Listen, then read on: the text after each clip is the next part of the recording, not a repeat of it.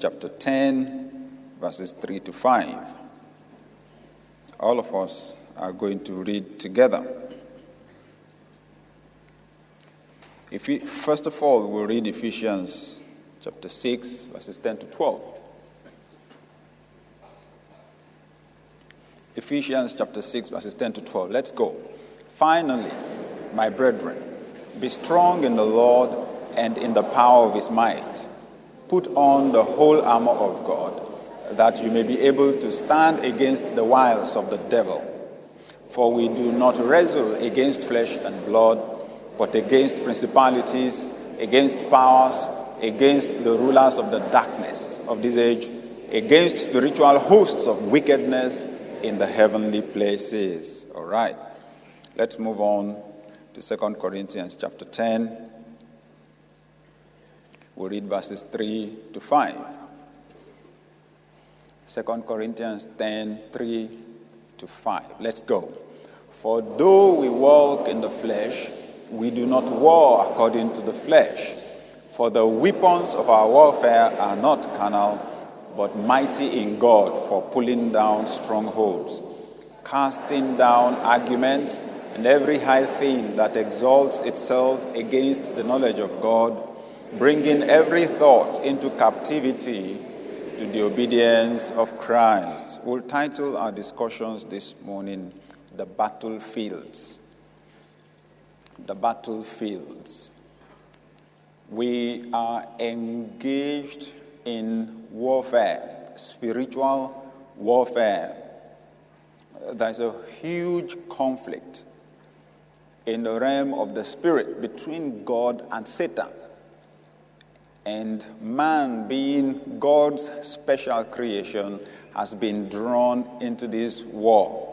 As soon as the first man and woman were created, they were dragged into this war because they are the fulcrum on which God's plans and purposes for this planet rest. There's a need for us to understand the terrain. If you are in a military conflict, you want to get the maps, you want to understand the topography, of the place where you are engaging in warfare.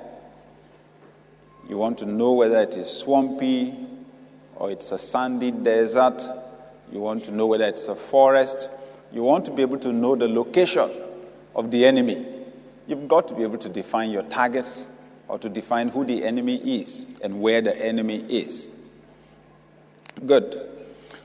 So from those two passages of Scripture, I want to draw our attention to the two areas or locations for this conflict that we are engaged in. Ephesians chapter 6, which we read, specifically in verse 12, it says, for we do not wrestle against flesh and blood, but please hold it there. We do not wrestle against flesh and blood. Our enemies in this conflict are not human beings. You see, once you can't define who or where your target is, you will waste your ammunition. And you are open to being taken by surprise. Our enemies are not human beings. We do not wrestle against flesh and blood, but against principalities and powers, against the rulers of the darkness of this age, against spiritual hosts of wickedness where? In heavenly places. So that's the first terrain for this warfare. Heavenly places. Heavenly places. Our conflict is with spiritual entities. It's against Satan, principalities or princes, rulers of the darkness of this age, spiritual hosts of wickedness in heavenly places. So, Satan is a spirit. There are fallen angels, okay, that went with him.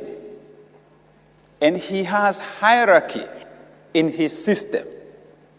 These are the people we are in conflict with. They operate in our world, but they have a base which is described in scriptures as heavenly places. In Daniel chapter